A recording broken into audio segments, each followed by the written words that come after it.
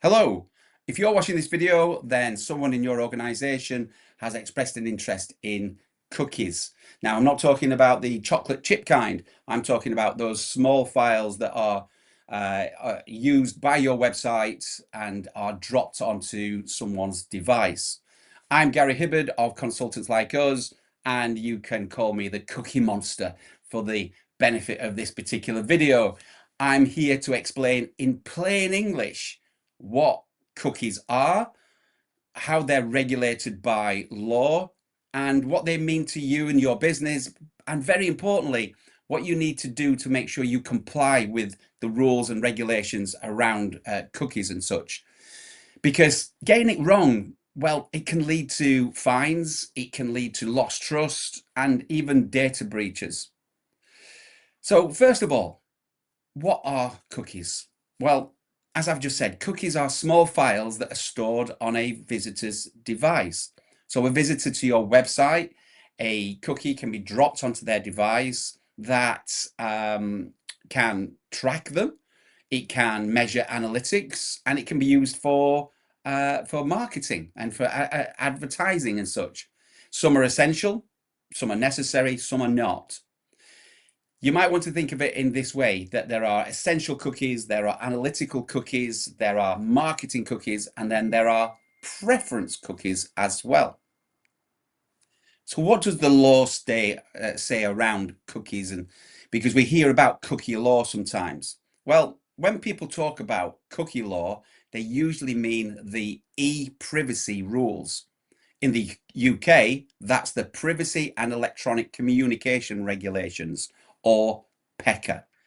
These laws say that if you want to store or access information on someone's device, that you must tell them what you're doing and get their consent, unless, of course, the cookie is strictly necessary.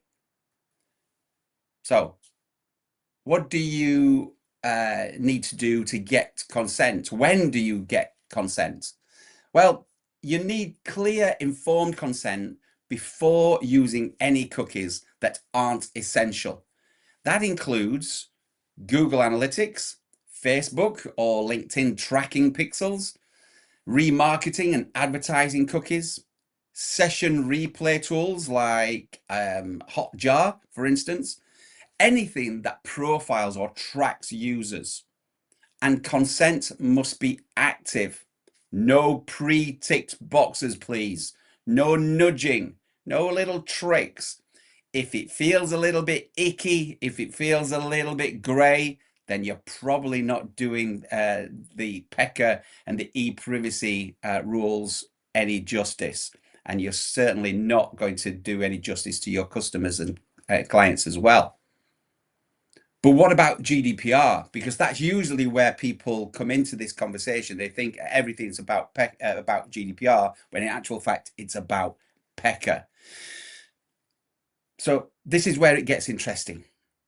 See, the cookie law controls access to the device, but GDPR controls what you do with any personal data afterwards.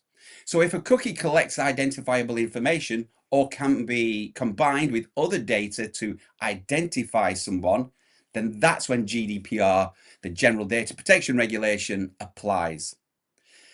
So what does that mean? Well, it means you must have a lawful basis for processing that cookie, and it's usually consent, that you have a clear privacy information available, that you have good data minimization in place, and the ability to delete or provide the data if someone asks. So what does your website need to do? How does it need to perform to be able to comply with this? Well, a compliant website must block non-essential cookies until consent is given, provide a clear banner with accept and reject options. You need to be able to explain what each cookie does. And you really do need to offer that granular choices as well. So you might want to be able to accept analytical cookies, but you may not want to accept the marketing from that particular website as well. You need to be able to allow users to change their mind later too. And of course, going back to, this idea of consent, you need to keep a record of that consent as well, because someone may, at a later point, change their mind. But why does this all matter? Well, businesses often treat cookies compliance as a box ticking exercise. But here's the truth. Cookies can leak data. They can expose clients' information. And for law firms, professional services, organizations that deal with blue chip businesses, well, unmanaged tracking scripts can breach confidentiality and damage trust. So good cookie practices aren't just legal compliance, they're good security and good business. So what do you need to do next? So why should you do this now? What do you need to do? Well, what you do need to do is start by auditing your site. Work out which cookies you actually are using.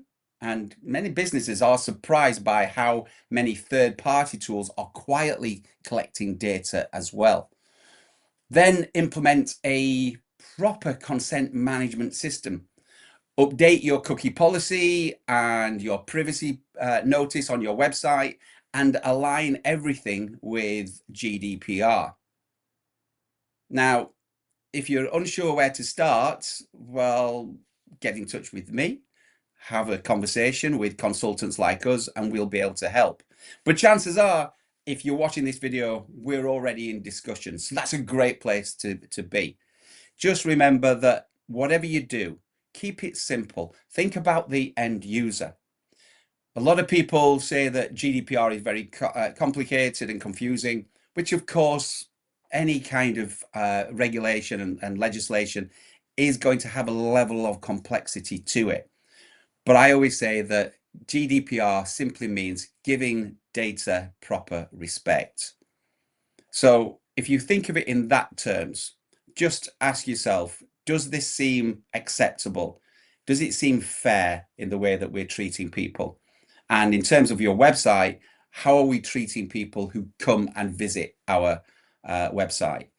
If this was a physical store, would it be okay that when visitors came in and bought something, where you would then, a shop assistant would then just follow them out of the store and down the street to the next store to see where they go next? Probably not. Feels a bit creepy, right? That's what the e-privacy rules are all about. That's what this cookie law is. That's what PECR is trying to help you understand your obligations. And ultimately, GDPR is about giving data proper respect. It's no more complicated than that.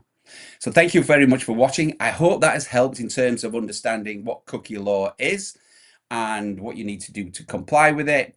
And I will look forward to speaking to you on another explainer video. If there's a particular topic you're interested in, drop it in the comments and I will try and help you with that.